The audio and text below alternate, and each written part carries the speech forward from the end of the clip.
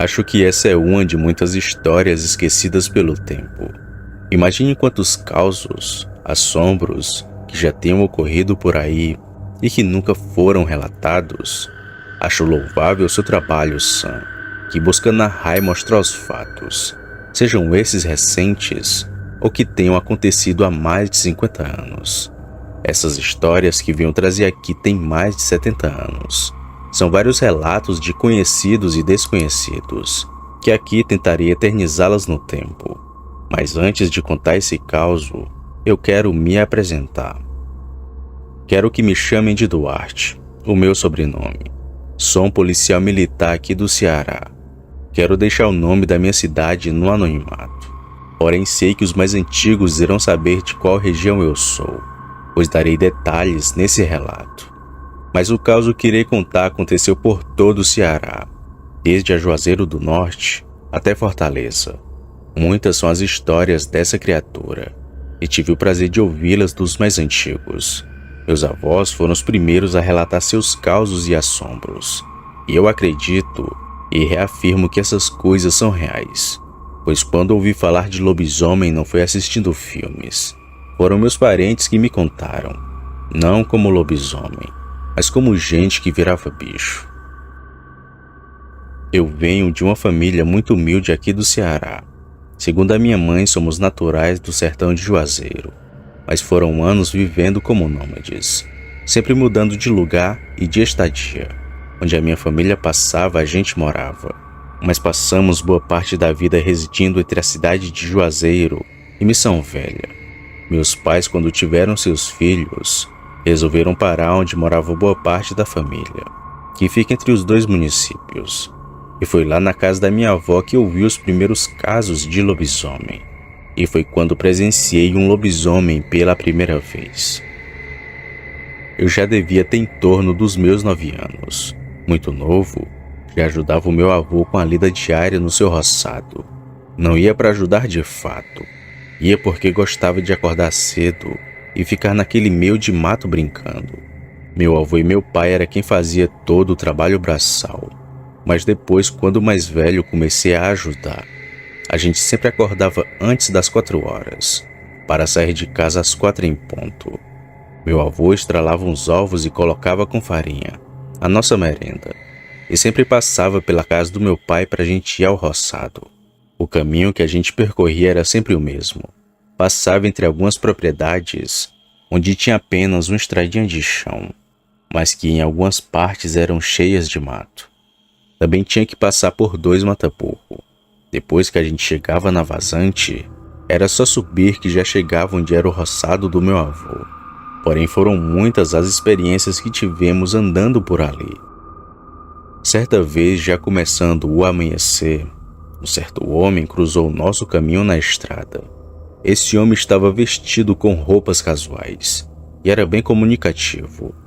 O homem passou pela gente e deu um bom dia. Mas meu pai, e muito menos o meu avô, responderam aquele bom dia.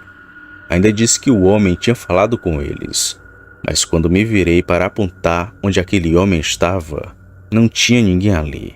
Aquele sujeito simplesmente sumiu, e meu avô explicou que aquilo era uma visagem que tinha naquela estrada, e que eu nunca respondesse às palavras de um espírito, pois esse poderia me seguir.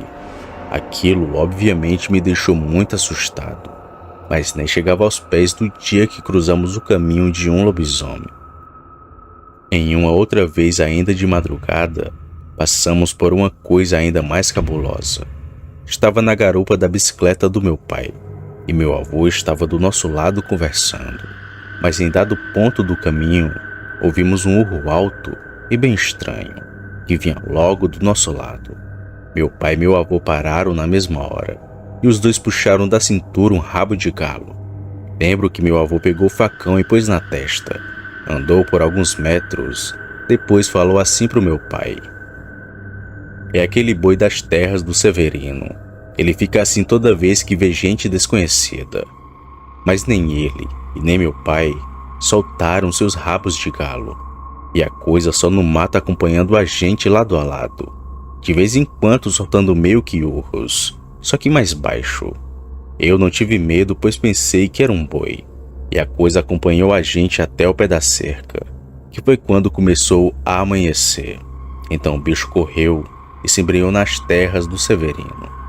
Só então que meu pai e meu avô guardaram seus facões. Eu, como era criança, até esqueci daquele fato, apesar de ainda pensar ser um boi. Mas quando a gente voltou para casa ao meio-dia, notei a apreensão dos adultos, falando que ele tinha voltado. Minha avó era mais assustada, e ela tinha motivos para isso. Meus pais também estavam apreensivos, mas nada ocorreu, nem de dia e muito menos de noite. Mas tempos depois veio um homem chamado Aristides, um andarilho maltrapilho que estava sempre andando por aquelas bandas. Às vezes sumia por meses, mas estava sempre por perto.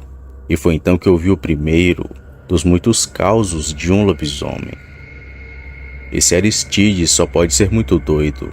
Família rica, homem estudado, devia estar na capital trabalhando e ganhando só o dinheiro no mole. Deve ter ficado doido depois de tanto estudar. Esse daí é só Deus na causa, mas cada um com seu cada qual. Disse meu avô quando o homem veio na sua casa para pedir comida. O Aristides era bem moreno como eu, mas tinha uns olhos engateados e bem azulados. Dizia a minha família que ele era muito rico, tinha até faculdade e era casado, coisa que não era bem comum para aquele tempo, pois, como disse, veio de uma época muito humilde.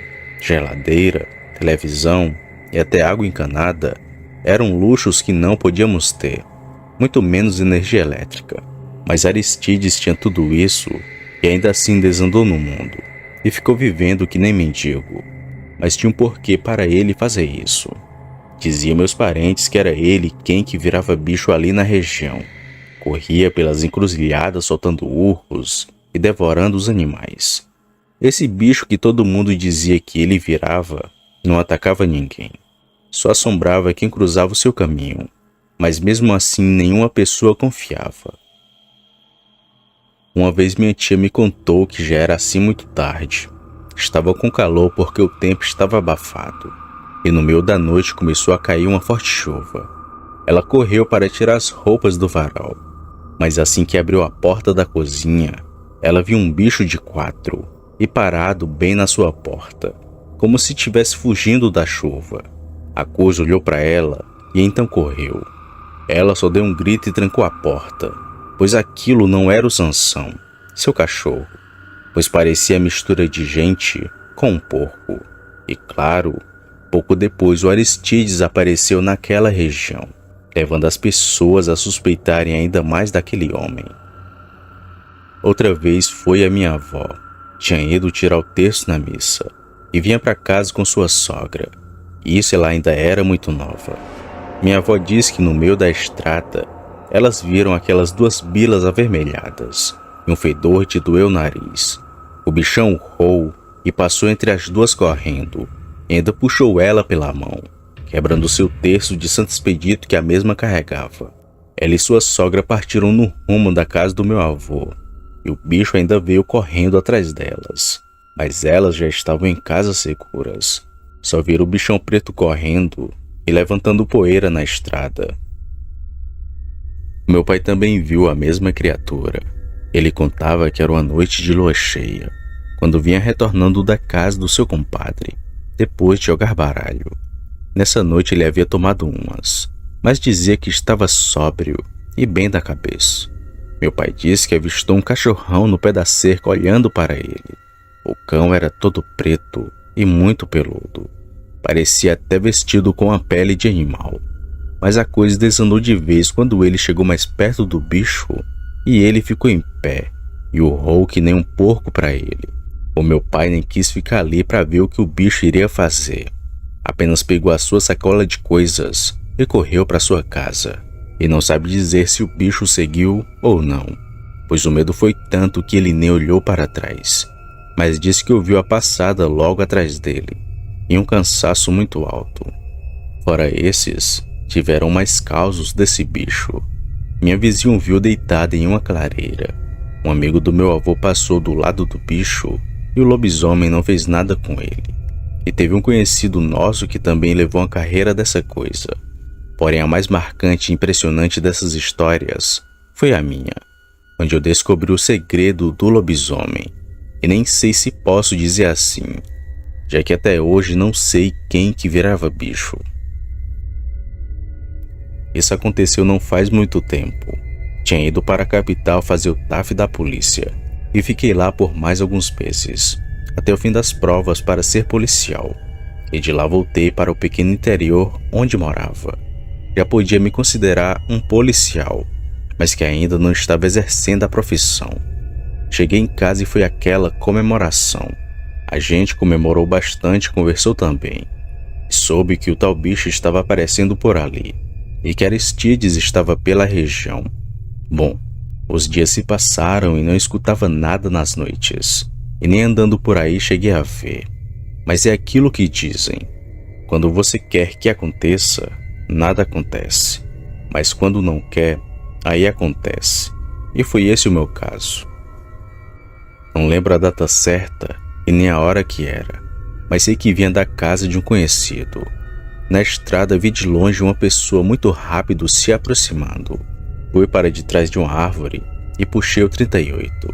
Mas quando vi quem era, guardei o cospe-fogo. E era Aristides, assombrado e todo alvoroçado.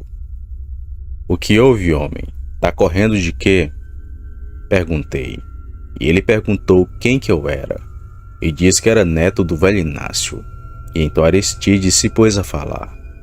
"Então bora subir nessa árvore, porque tem um bicho vindo atrás de mim." A gente andou um pouco pela mata e subimos num pé de cajueiro, que não demorou nada, e ouvi uns passos pesados pisando naquele chão de areia, junto de um cansaço muito alto. "Tá vendo aí?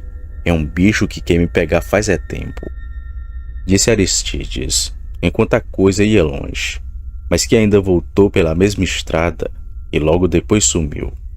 Perguntei para ele quem que era o bicho e por que estava atrás dele. Só que Aristides começou a misturar coisa com coisa e não entendi direito o que ele tinha falado, mas era algo relacionado a matrimônio e também com bruxaria. Ali fiquei um bom pedaço até achar que era seguro. Desci e puxei o 38 da cintura e fui seguindo para minha casa tranquilamente, deixando o Aristides sozinho naquela árvore. Mas tudo terminou bem, para mim e para ele. Depois que viu Aristides e o bicho no mesmo lugar, soube que ele não era um lobisomem, e contei para meus parentes que não era o Aristides quem virava bicho, mas sim uma outra pessoa. Mas quem? Isso até hoje ninguém sabe. Alguns anos atrás, conversando com um amigo, descobri que na cidade dele tinha gente que virava bicho também, e no lugar também tinha um andarilho chamado Aristides, sendo que todos suspeitavam que ele era que virava a fera, mas sabia que ele não era o lobisomem coisa nenhuma. Era alguém que corria atrás do pobre homem, fazendo com que ele pegasse a culpa no lugar. Mas quem e por quê? Isso ninguém sabe até hoje. Boa noite.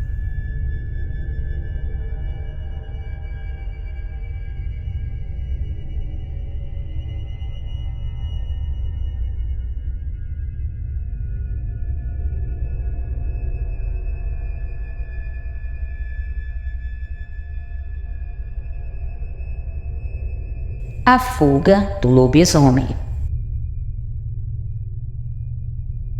Era uma noite escura e tempestuosa. Eu, agora conhecido como Hermes, um jovem aventureiro da pitoresca cidade de Lavras da Mangabeira, no coração do Ceará. Estava prestes a viver uma experiência que mudaria a minha vida para sempre.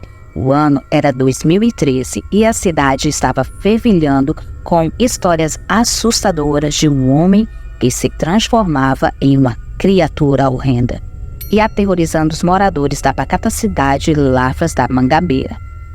Com o passar do tempo, essas histórias foram esquecidas, até que chegou o mês de julho, a época de festa junina. Eu, um jovem de 22 anos, estava ansioso para participar dos ensaios da quadrilha, que aconteceria entre as 22 horas até as 2 da manhã.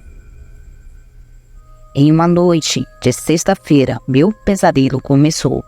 Após o ensaio, fiquei conversando com alguns amigos até as 4 da madrugada. Decidi então voltar para casa sozinho, apesar dos protestos dos meus amigos. O caminho para casa passava por uma estrada deserta, cercada de fazendas e muito mato. Foi lá que eu vi o lobisomem no meio do caminho. Comecei a ouvir latidos que se aproximavam rapidamente. Com medo, decidi subir em uma árvore e esperar. Não demorou muito para eu ver uma matilha de cães correndo, seguidos por uma criatura que parecia um cachorro grande, mas era grande demais para ser um. A criatura tinha uma cabeça que lembrava de um javali, orelhas enormes e exalava um cheiro insuportável. Assim que a criatura passou, saltei da árvore e corri para casa. Na manhã seguinte, decidi que não voltaria a pé do ensaio. Pedi carona ao meu amigo Paulo, que tinha um carro e morava perto da minha casa. Na noite seguinte, Paulo e eu estávamos voltando do ensaio quando vimos a criatura novamente. Com a luz dos faróis, conseguimos ver claramente a criatura. Ela tinha um corpo coberto de pelos. As pernas pareciam estar quebradas. As orelhas eram grandes demais e a cara dela parecia uma mistura de humano com javali. Assim que vimos a criatura, gritei para Paulo acelerar. E ele pisou fundo no acelerador e passamos rapidamente pela criatura. Olhei para trás para ver se a criatura estava nos seguindo, mas ela tinha desaparecido na escuridão. Desde aquela noite, nunca mais voltei a perto do ensaio, e sempre que passo por aquela estrada, lembro-me daquela noite assustadora e agradeço por ter escapado do lobisomem.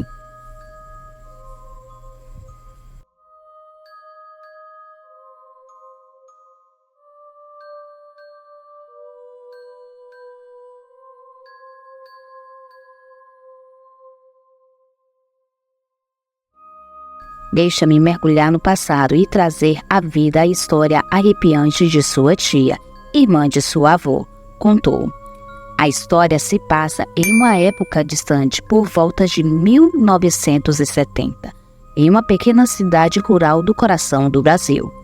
Sua tia, Dona Clara, uma mulher de coragem e fé, tinha acabado de dar à luz a sua filha mais nova, a pequena Isabela.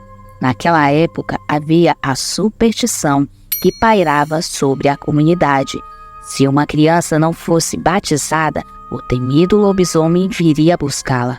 Dona Clara ainda não tinha batizado Isabela, e em uma noite particularmente escura, ela se encontrava sozinha em casa com suas crianças. Seu marido José provavelmente estava na venda localizada a alguns quilômetros de distância. A casa deles, uma construção antiga e elevada, ficava sobre um porão, onde os cães dormiam. O piso de madeira da casa, desgastado pelo tempo, tinha algumas frestas. Naquela noite, os cães começaram a latir furiosamente, enchendo o ar com um sentimento de medo e apreensão. À medida em que os latidos foram diminuindo, Dona Clara, olhando através de uma das frestas do assoalho, viu uma criatura grande e peluda, silenciando os cães com um gesto de shh, colocando o dedo indicador sobre os lábios. Em um piscar de olhos, a criatura saiu correndo do porão e desapareceu na escuridão. Convencida de que o lobisomem tinha vindo buscar a pequena Isabela naquela noite, Dona Clara correu para providenciar o batizado da menina. A partir daquele dia, a história do encontro com o lobisomem se tornou uma lenda na família, passada de geração em geração.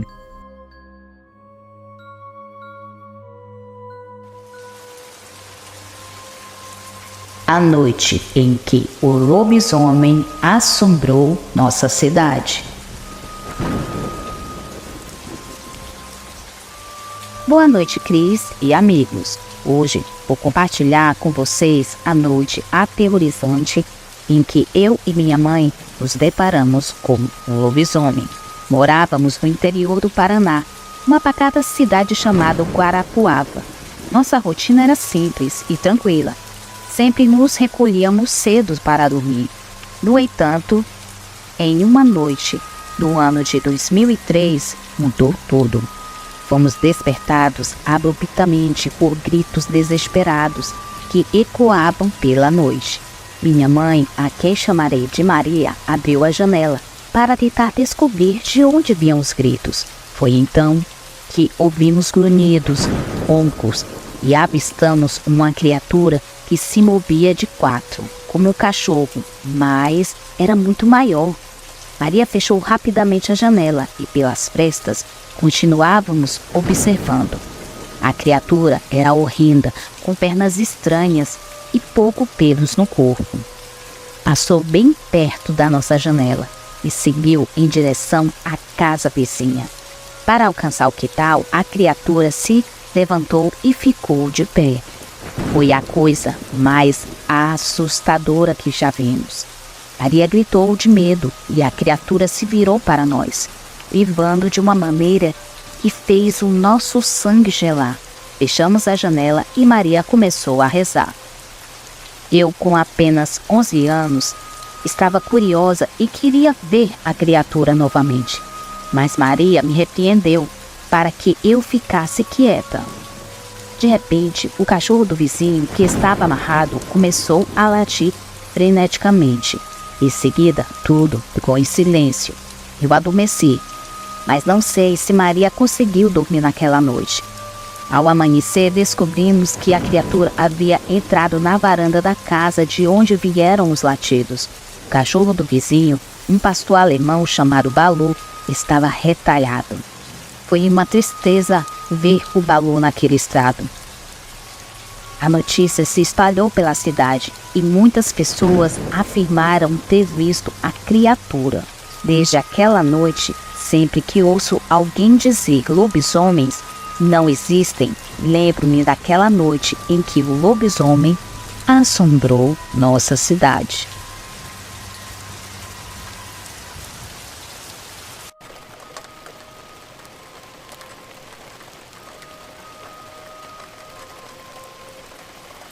Permita-me recontar a história dos meus avós, os imigrantes italianos Giovanni e Maria, que se estivessem vivos, hoje teria em torno de 107 anos.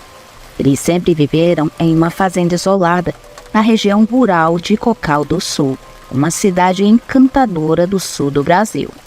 Giovanni, um homem robusto, de coração valente, tinha o costume de viajar para a cidade de bicicleta, percorrendo uma estrada sinuosa de aproximadamente 3 quilômetros, cercado por uma floresta densa e misteriosa. Durante essas viagens, ele vivenciou encontros sobrenaturais que marcaram sua vida para sempre. Em várias ocasiões, quando retornava para casa, sob o mato da noite, sentia um peso estranho na garupa da bicicleta. Ao olhar para trás, seus olhos encontraram uma figura aterradora de um lobisomem agarrando a sua bicicleta. Sem perder tempo, Giovanni pedalava com todas as suas forças, sem ousar olhar para trás, até chegar em casa. Esses encontros com o lobisomem não se limitavam apenas às suas viagens. Mesmo em casa, quando Giovanni precisava usar o banheiro de madeira, um pequeno anexo construído fora da casa, ele podia ouvir uivos arrepiantes de lobisomem ecoando pela floresta. A cidade de Cocal do Sul também tinha suas próprias lendas. Havia uma danceteria chamada Gato Preto, famosa por abrir suas portas durante a quaresma. Em uma dessas quaresmas, o homem com patas de cavalo foi visto na danceteria. Depois desse incidente, a danceteria fechou suas portas para sempre. Se essas histórias são verdadeiras ou não, ninguém pode dizer com certeza, mas Giovanni e Maria acreditavam nelas. E essas crenças se tornou parte de sua história.